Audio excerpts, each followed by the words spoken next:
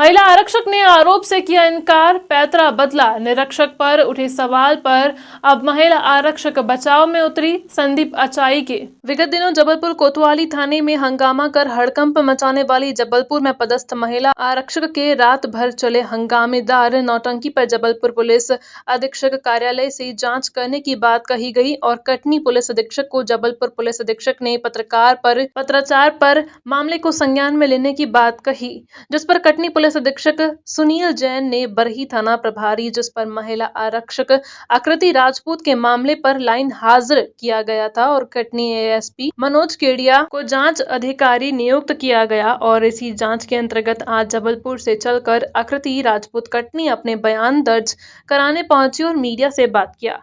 Media से बात करते हुए आकृति राजपूत ने हंगामेदार नाटक का पटाक्षेप करते हुए चौंकाने वाला बयान दे डाला कि हमने कोई आरोप शिकायत नहीं किया है संदीप अचाई के विरुद्ध और न उनके खिलाफ कुछ कहा है।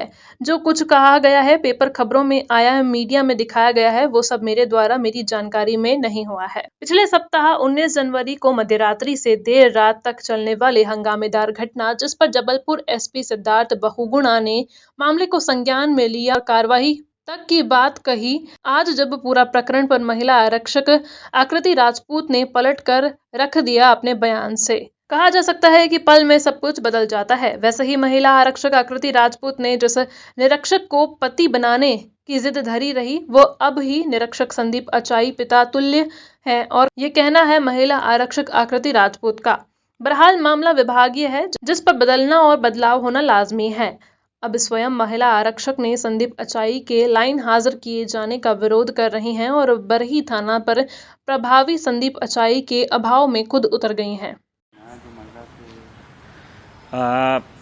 मेरे संज्ञान में जैसे ये मामला आया है, तत्काल प्रभाव से थाना प्रभारी बरही को लाइन अटैच कर दिया गया है। एडिशनल एसपी को जांच करने के लिए निर्देशित कर दिया गया है। जांच के में जैसे भी तथ्य आएंगे उसके अनुसार उनके विरुद्ध अनुशासनात्मक कार्रवाई, सख्त अनुशासनात्मक कार्रवाई की जाएगी। बरही टीआई कौन थे और उनके आरोप है वो महिला कहाँ की थी? बरही टीआई जो है वो उनका नाम जो है वो संदीप अयाची है, निरीक्षक रैंक के हैं और जो महिला ने आरोप लगाए हैं वो जबलपुर की है। उस पर एक शोषण हुआ है, उसमें क्या मामला है और क्या रिपोर्ट और क्या धाराएं लगी हैं? थाना कोतवाली के अंतर्गत एक महिला ने कल फ़ोन किया था, वो बेहद परेशान थी और उसके बाद उनको समझाई देकर उन्हें ढूंढकर उनको बुलवाया गया।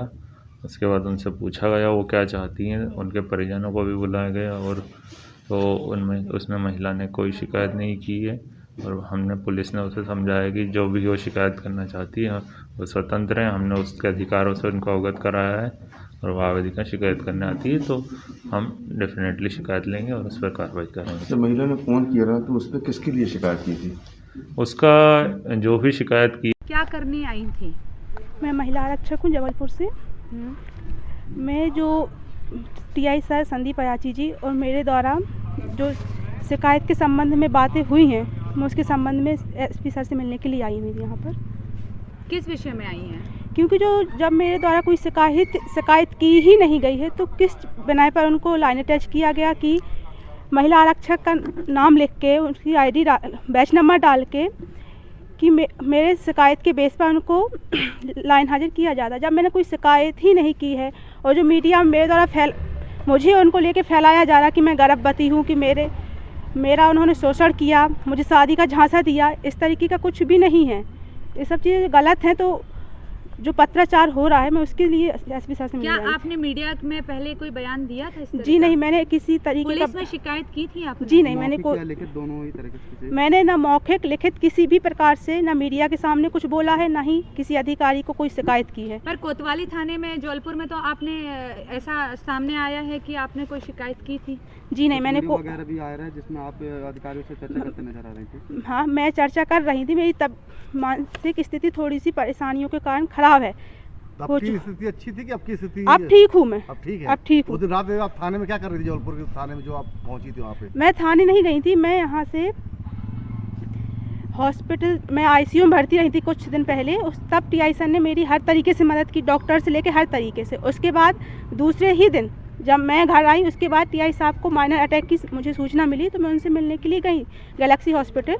तब वहाँ पता चला कि वो अपने घर जा चुके हैं। तो मैं शायद मेरा उनसे भावनात्मक बहुत ज़्यादा लगाव है, शायद इस कारण से मैं उनके घर गई। मुझे वहाँ से उनकी तो आपके और टीआई साहब आपके क्या संबंध है? मेरे उनसे बहुत अच्छे परिचय थे, वो मेरे हर गार्जियन के जैसे हैं। मुझे हमेशा जब से मैं पुलिस विभाग में आई, किस तरह के गार्जियन की तरह हैं? क्या लगते हैं वो आपके? मेरे बड़े के नाते एक परिवार का सदस्य, मेरे बड़े पिता तुल्य कह सकती हूँ उनको। आज आप पिता तुल्य कह रही हैं, कल आप इस बयान से पलट तो नहीं जाएंगी? जी पता नहीं। चला आज कल आपने उन पे शोषण का आरोप लगाया, आज पिता तुल्य कह रही हैं, कल कुछ और होगा। किसी दबाव पे आके तो आप ये जी बयान नहीं, दे मैं रही किसी हैं। प्रकार का ना मेरे ऊपर कोई दबाव है, कुछ भी नहीं है। शादी करने के बाद कहा था आपने जब आपने आरोप लगाया तो उस समय उनकी जो टीआई की मिसेज है उन्होंने भी बोला था कि आपने झूठे शिकायत की है, तो क्या मैंने कोई शिकायत नहीं की, हो सकता है, मुझे नहीं तो क्या पता। ये मतलब उनकी जो मिसेज है बिना आधार के पहुंच गई थी क्या थाने शिकायत करने? जी नहीं, उनकी कोई मैसेज शिकायत करने थाने नहीं गई हैं। उनकी मिसेस ने किसी प्रकार की शिकायत नहीं की है थाने में। जो बातें अब सामने आई थी मुझे नहीं पता। अच्छा ये बताइए, आप पे किसने दबाव डाला था थाने में? थाने पे मुझ पे दबाव किसी ने नहीं डाला, लेकिन हाँ मुझसे बार बार ये जरूर कहा जाता कि आप किसी उनके खिलाफ कोई शिकायत करना किसके चाहती द्वारा कहा गया था ये? अधिकारियों के द्वारा, पर मैंने स्पष्ट रूप से मना कर दिया था किस कि अधिकारी के द्वारा कहा गया था? अब मेरे समस्त वरिष्ठ अधिकारी थे, उनके द्वारा कहा गया था कि आप क्या टीआई साहब के खिलाफ कोई शिकायत चाहती है। मैंने स्पष्ट रूप से मना किया था कि कुछ हुआ ही नहीं, मैं शिकायत नहीं करना चाहती उनके खिलाफ, कुछ मैटर ही नहीं है ऐसा। हाँ, मेरी उनसे भावनात्मक लगाव है, शायद उसके कारण मैं थोड़ा सा कह सकती हूँ एक तरफा कुछ। अभी एसपी साहब ने क्या आश्वासन दिया, क्या बात? एसपी सर ने जांच बोला है कि इस विषय में जो मैंने आवेदन दिए है उसके विषय में जांच करेंगे। कैसे आप एडिशनल के पास गई थी कि एसपी साहब के पास? मैं एडिशनल एसपी सर के सामने प्रस्तुत हुई थी। आप किस थाने पदस्थ हैं? मैं लाइन में हूँ, पहले चौकी में थी, फिर उसके बाद मैं लाइन आ गई हूँ। आप किस थाने पदस्थ थी तो आपसे आयाची साहब से मुलाकात हुई थी आपकी? जी वो गोरखपुर थाने। कितने समय तक साथ में आप लोग? मैं थाने में साथ उनके साथ कभी नहीं रही। मैं जब महिला नव आरक्षक थी तब हम लोग की लाइन से ड्यूटियाँ लगती थी, महज ड्यूटियों के दौरान ही वो मेरे क्षेत्र के थाना प्रभारी रहे, तो उस तरीके से थोड़े परिचित भी रहे। वो जहाँ से मैं हूँ, जहाँ मैं पढ़ी लिखी बड़ी हूँ, वहाँ के वो थाना प्रभारी रहे, मेरे परिचित रहे हैं। शायद इस कारणवश उनसे मेरा थोड़ा ज़्यादा लगाव रहा। क्या नाम है आपका? आपका नाम क्या है? नाम बताओ। आकृति। पूरा नाम बताओ। अरे सबको मालूम आकृति राजपूत, क्या नाम बता दीजिए। महिला आरक्षक आकृति राजपूत।